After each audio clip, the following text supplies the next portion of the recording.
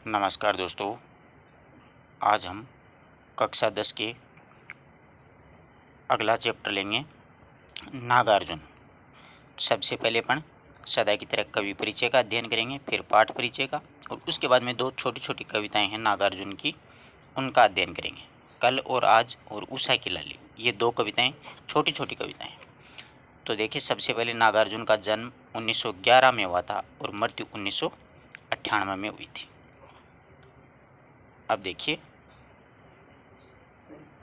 हाँ, जीवन परिचय। हिंदी और मैथिली के अप्रतिम लेखक और कवि नागार्जुन का जन्म है वो बिहार राज्य के दरभंगा जिले के सतलखा गांव में 1911 में हुआ था। ये हिंदी में और मैथिली में दोनों में लिखते थे। शुरुआती में ये अपनी मातृभाषा मैथिली में लिखते थे, बाद में हिंदी में आए थे। इनका मूल नाम वेदनाथ मिश्र था। बड़े विद्यार्थी स्पेशली ध्यान दें, अक्सर परीक्षा में पूछा जाता है नागार्जुन का मूल नाम क्या था, तो वेदनाथ मिश्र था। आरंभिक शिक्षा संस्कृत पाठशाला में हुई इनकी, फिर अध्ययन के लिए बनारस और कोलकाता गए थे। 1936 में श्रीलंका चले गए और बौद्ध धर्म से दीक्षित हो गए। अपना नाम है वो क्या पड़ा इनका, नागार्जुन नाम रख लिया था। 1938 में ये वापस भारत आए थे। 1936 में श्रीलंका जा कर के अपना बौद्ध धर्म ग्रहण कर लिया और नाम क्या रख लिया था, नागार्जुन। इन्होंने हिंदी साहित्य में नागार्जुन तथा मैथिली में यात्री के उपनाम से रचनाएं करते थे। बहुत अच्छा प्रश्न है, बड़ी कक्षाएं विशेष ध्यान दें, जैसे कि कंपटीशन परीक्षाओं की जो तैयारी कर रहे हैं, प्रतियोगी परीक्षाओं की, उनके लिए महत्वपूर्ण बात है कि कौन से साहित्यकार हैं वो मैथिली में यात्री के उपनाम से लेखन कार्य करते थे, तो नागार्जुन करते थे। रचनाएँ लिखते थे ये अपनी मातृभाषा में यात्री के नाम से। नागार्जुन ने कविता के साथ साथ उपन्यास और अन्य गद्य विधाओं में भी लेखन किया था। इनका संपूर्ण कृतित्व नागार रचनावली के 7 खंडों में प्रकाशित हुआ था। यह भी अच्छा प्रश्न बनता है कि नागार्जुन की रचनावली कितने खंडों में है, तो 7 खंडों में है। उनको हिंदी अकादमी दिल्ली के शिखर सम्मान, उत्तर प्रदेश के भारत भारती सम्मान और बिहार के राजेंद्र प्रसाद पुरस्कार से इनको सम्मानित किया था। और इनको साहित्य अकादमी में मिला था, पर वो हिंदी की रचना पे नहीं मिल करके मैथिली की रचना पे मिला था। पत्रहीन नगनगाछ, ये मैथिली भाषा की रचना है, इस पे इनको साहित्य अकादमी भी मिला हुआ है। सामयिक बोध से गहराई तक जुड़े नागार्जुन की आंदोलन धर्मी कविताओं को व्यापक लोकप्रियता मिली थी, यानी ये व्यंग्यात्मक कवि माने जाते हैं। इनको आधुनिक युग का कबीर भी कहा जाता है। व्यंग्य भरी कविताएं बहुत लिखी थी इन्होंने। इनकी प्रसिद्ध रचनाओं की चर्चा करते हैं। देखो, युगधारा, सतरंगी पंखों वाली, हजार हजार बाहों वाली, तुमने कहा था, पुरानी जूतियों का कोरस, आखिर ऐसा क्या कह दिया मैंने, मैं मिलिट्री का बूढ़ा घोड़ा, तालाब की मछलियाँ, ओम मंत्र, भूल जाओ पुराने सपने। ये इनकी क्या है, प्रमुख काव्य रचनाएं हैं, यानी कविता संग्रह हैं ये इनके सारे के सारे। उपन्यास अलग हैं इनके, 10वीं के विद्यार्थी तक के लिए इतनी बातें ही महत्वपूर्ण हैं। तो ये इनके काव्य संग्रह, यहाँ तक अपन को अच्छे से याद रखना है। एक प्रश्न 10वीं कक्षा के विद्यार्थियों के लिए हर बार आता है, अब की बार भी आएगा, यानी कवि परिचय या लेखक परिचय। अब अपन पाठ परिचय के बारे में अध्ययन करते हैं। तो देखिए, पाठ परिचय। नागार्जुन की कविता कल और आज में ग्रीष्म की घोर तपिश भरी दुर्रूहता, यानी गर्मी जब पड़ती है तो भयंकर तपता है, पूरा भूखंड है वो तपता है, स्पेशली रेगिस्तान। उसके पश्चात दुरूहता के पश्चात वर्षा ऋतु के सहज और मन भावन आगमन का वर्णन करती है। ये जो कविता है, पहले ग्रीष्म ऋतु के पहले प्रकृति का वातावरण वो कैसा रहता है, और उसके बाद में जब वर्षा ऋतु आ जाती है तो सहज ही अपने आप को, अपने मोह को मन लेती है, मन भावन, मन को अच्छी लगती है। तो वर्षा ऋतु का आगमन का वर्णन है।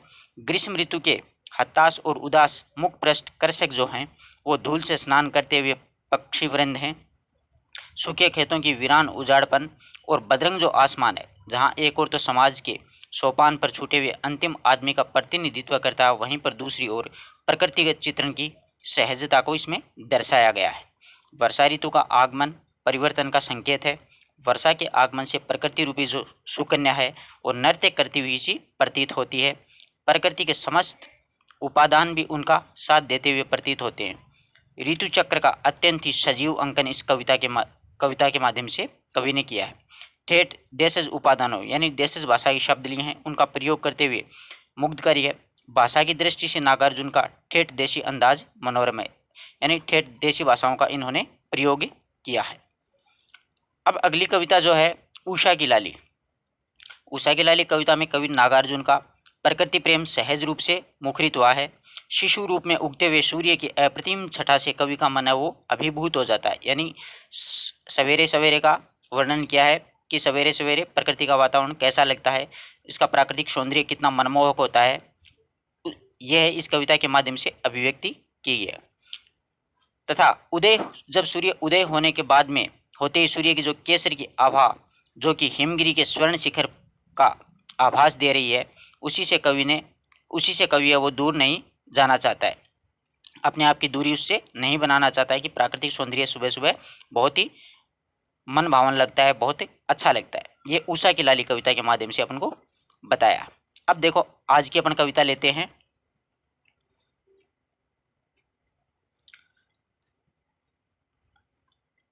कल और आज। बहुत ही प्यारी, बहुत ही छोटी सी कविता है। देखो, अभी कल तक तो गालियां देती तुम्हें हत्ताश खेती है, अभी कल तक तो धूल में नहाते थे गोरैयों के झुंड, अभी कल तक तो पथराई हुई सी धनहर खेतों की माटी, और अभी कल तक तो धरती की कोख में दुबके पड़े थे मेंढक, अभी कल तक तो उदास और बदरंग था आसमान। बिल्कुल खड़ी बोली में देशज भाषा में वर्णन किया गया है। बहुत ही प्यारी कविता है। देखो, अभी कल तक तो कवि है इस कविता के माध्यम से अपन को प्रकृति या फिर ईश्वर को संबोधित करते हुए कह रहे हैं।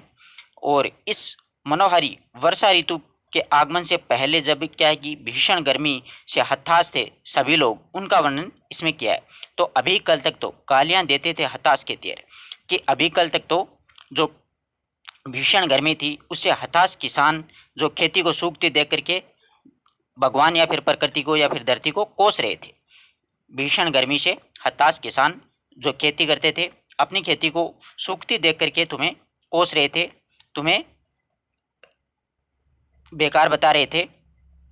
जैसे वर्षा के आगमन के बाद में सूचना, इसी प्रकार से अभी कल तक तो धूल से नहाते गोरैयों के झुंड, और अभी कल तक ही देखिए वर्षा के आगमन की जो सूचनाएं देने वाली गोरैया जो चिड़िया है वो धूल से नहा रही थी। धूल से नहाते गोरैया के झुंड है वो वर्षा ऋतु से पहले धूल से नहा रही थी।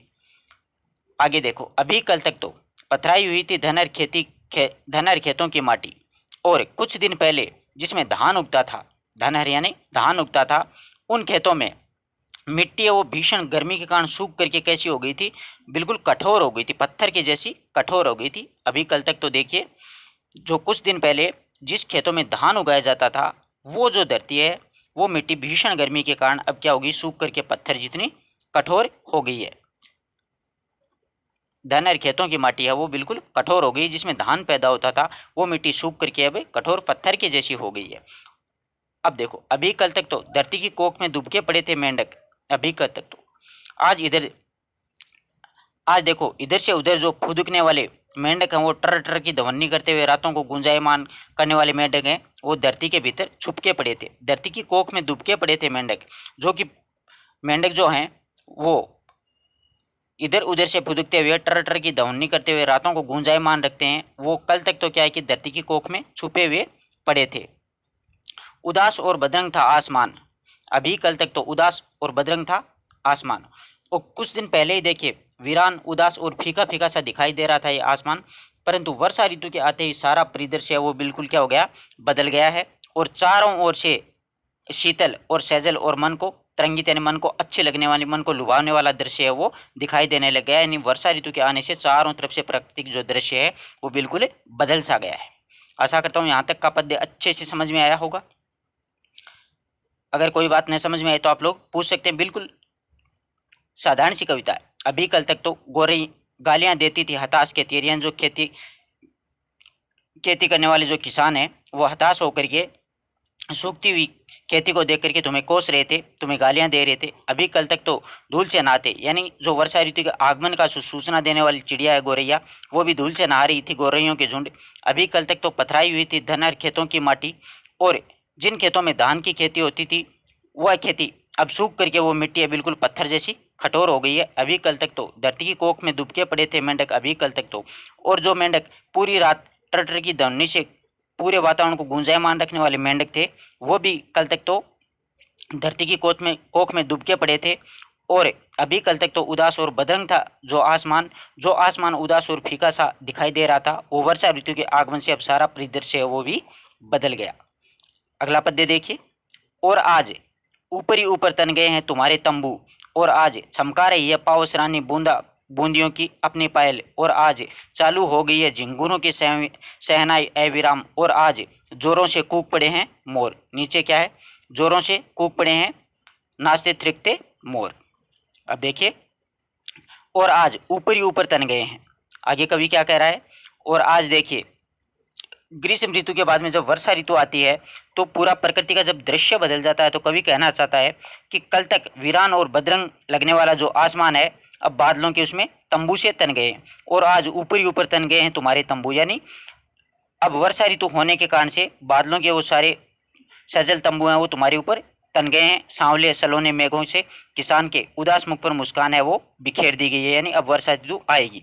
और आज चमका रही है पाउस रानी बूंदा बूंदी की अपने पायल, और जो वर्षा के आगमन के उत्सव से जो वर्षा रानी है वो छमाछम करके बरसात की बूंदें वो पायल के समान बजती हुई हमें दिखाई दे रही हैं या फिर सुन रही हैं। वर्षा के आगमन के उत्सव पर वर्षा रानी अपनी छमाछम की बरसाती हुई बूंदों को पायल बजाती हुई नर्तेशी कर रही है। वर्षा ऋतु आते ही बूंदे हैं वो अपनी पायल बजाने लगे, यानी वर्षा रानी है वो नाच रही है।